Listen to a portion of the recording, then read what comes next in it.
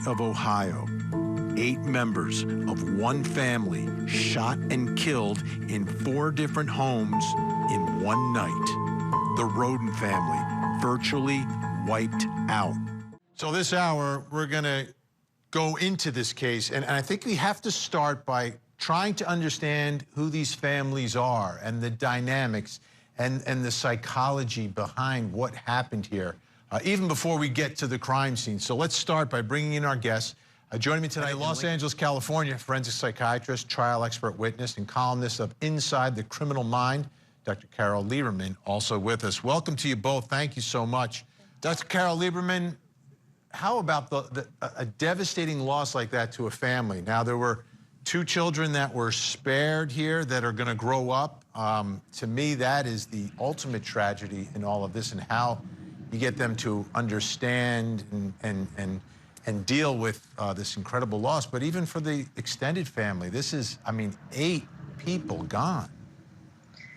Yes, this is a modern day Hatfields versus McCoys.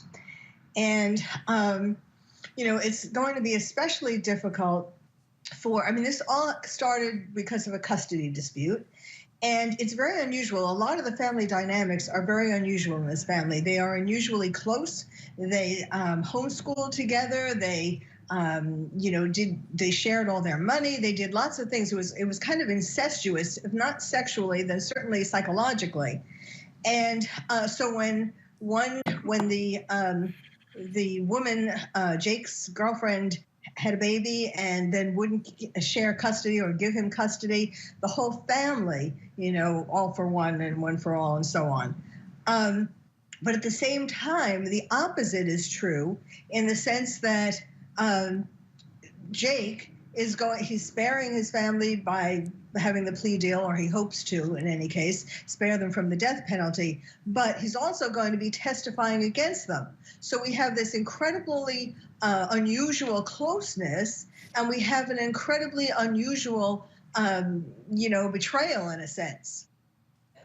And Dr. Carole Lieberman, I always say this, the most dangerous courtroom in any courthouse is the family courtroom. That's right. You know, that's where, as Jennifer Brand is explaining, the emotions can just go out of control. Yes. When I work as an expert witness in divorce and custody cases, it is incredibly, people get so emotional about it. It's not, you know, it's not like any criminal kind of case. It's more emotional because it's like part of you that you're fighting for, that you want to keep. But usually it's an individual, you know, the mother or the father who is that emotional and will go to all kinds of lengths. This is a family. And what's interesting is there were 2 events that really precipitated what happened. One was when the mother, Hannah, wrote on Facebook that I'm not going to sign anything giving you custody. You're going to have to kill me first.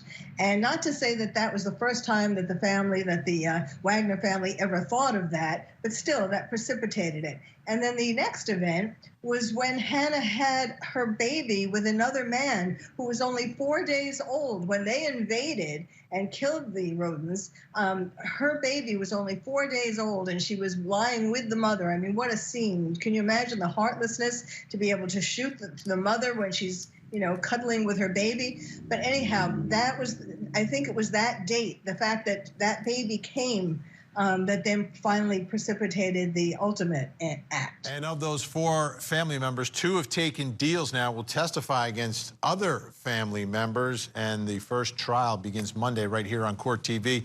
Still with us, Chris Graves, Dr. Carole Lieberman, Mike King, and I want to get your final thoughts tonight as we prepare for this massive trial to begin.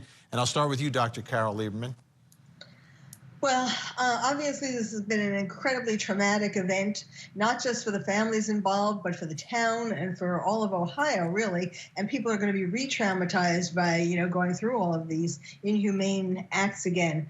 But it's most traumatic for the 2 little children, the daughter that was born between Jake and Hannah, and the daughter of Hannah and some other man, because they will always blame themselves. They're going to feel guilty. They're going to feel it's because of them that one family is dead and that the other family is in jail. Now, of course, it's not their fault, but it's going to be very hard for them to grow up, not only with the trauma, but with these feelings of guilt and self-blame.